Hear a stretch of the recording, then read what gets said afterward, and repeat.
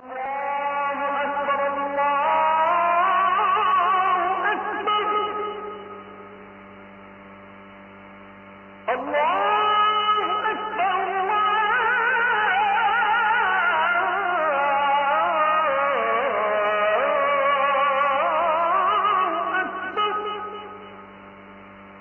তো আপনাকে অন্য মাস রমাদানের বাহিরে শাবান মাসের মতো এত রোজা কোনো মাসে রাখতে দেখি নাই।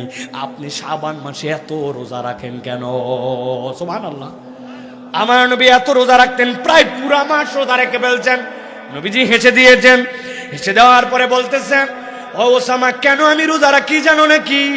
নবী বলতেন, শোনো, যালিকা শাহরুন ইয়াগফুলুন নাসু আনহু বাইনা রজবি ওয়া রমাদান। নবী বলছেন, এটা তো এমন মাস, দুনিয়ার অধিকাংশ মুসলমান যেই মাসের ব্যাপারে গাফেল, যেহেতু এই মাসটা রজব আর রমাদানের মধ্যে, এই মাসের ব্যাপারে তোমরা খবর নাও না। কিন্তু আমি নবী জানি, আমার উম্মতকে জানাই দিচ্ছি, তোর আমল যদি তুই বাড়ায় নিতে চাস, ব্যতিক্রম ভাবে আল্লাহর কাছে যদি তোর আমলকে উপস্থাপন করতে চাস, তাহলে এই রজবকে মূল্যায়ন কর। সুবহানাল্লাহ।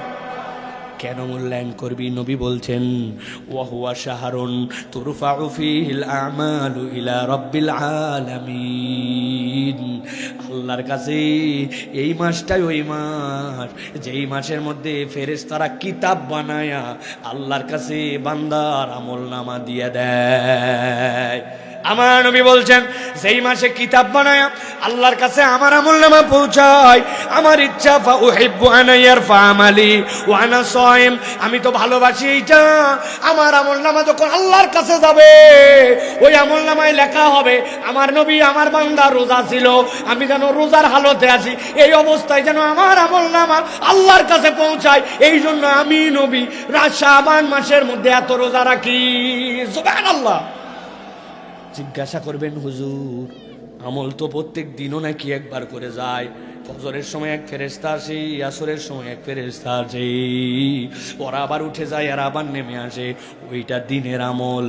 আবার মাসের মধ্যে আমলনামা আল্লাহর কাছে উপস্থাপিত হয়। সপ্তাহের আমলনামা বৃহস্পতিবারে যায়, কিন্তু পুরা বছরের যে আমলনামা আল্লাহর কাছে শাবান মাসে উপস্থাপন করা হয়। এই জন্য আমার নবী সাল্লাল্লাহু আলাইহি ওয়াসাল্লাম শাবান মাসে এত রোজা রাখতেন। এখন আমি ঈমানের সাথে আল্লাহর কাছে যদি ক্ষমা পেতে চাই, আমাকে কিন্তু একটু সুযোগ নেওয়া লাগবে। শীতের দিন বেলা উঠতে উঠতে 10টা বেজে যায়, 1টা 2টা পর্যন্ত ক্ষুধায় লাগে না, 5টা 18 19 20-এর মধ্যে আমার জন্য ইফতার। অথচ আমি সোমবারে একটা রোজা রাখলাম না, বৃহস্পতিবারে একটা রোজা রাখলাম না, আইয়ামে বীজের রোজা রাখলাম না। আমার নবী অতিরিক্ত রোজা রাখছে এই মাসে, আমি 1টা 2টা 5টা রোজা রাখলাম না। তাহলে আমার নামাজ, রোজা, হজ, যাকাত এইটুকুল কেবল নয়, নবীও তো এইটা করছেন, কিন্তু অতিরিক্ত এইটা করছেন। আমাদের জীবনে অতিরিক্ত কিছু করার দরকার আছে না নাই? এই জন্য এই মাসের মর্যাদা আল্লাহ রাব্বুল আমিন উচ্চ করেছেন।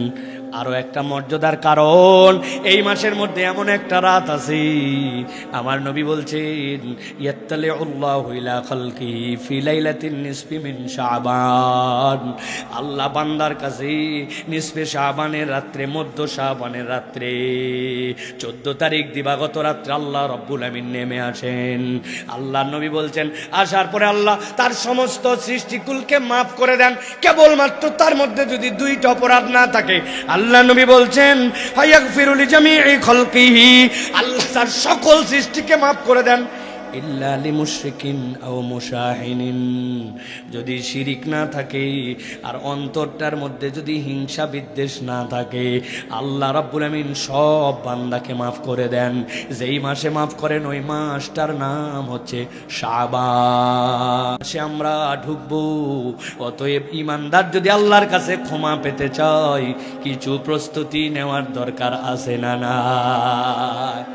অনেকে তো ডেট তারিখই জানে না, কিসের কি জানে, ইংরেজির ডেট কবে এইটা জানে, কিন্তু আমার জন্য যেরকম বরকতের মাস ঢুকতেছে আমি জানি না। শপথ করতে হবে আমাদেরকে, আমি সহ ইনশাআল্লাহ শাবান মাসে 2 4 5টা 10টা রোজা বেশি রাখবো।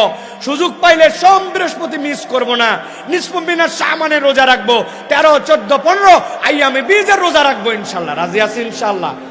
আল্লাহকে হাত তুলে দেখায় তরুণেরা, যুবকেরা, পারবো ইনশাআল্লাহ? 2-4-5টা এক্সট্রা রোজা রাখবো ইনশাল্লাহ। পারবো ইনশাল্লাহ? নিয়ত কি করব? আমার নবী রোজা রাখতেন, আমার আমলনামা আল্লাহর কাছে উঠে আমি আমার আমলনামা আল্লাহর কাছে উঠাবো, এই নিয়তে আল্লাহ যেন আমাকে মাফ করে দেন।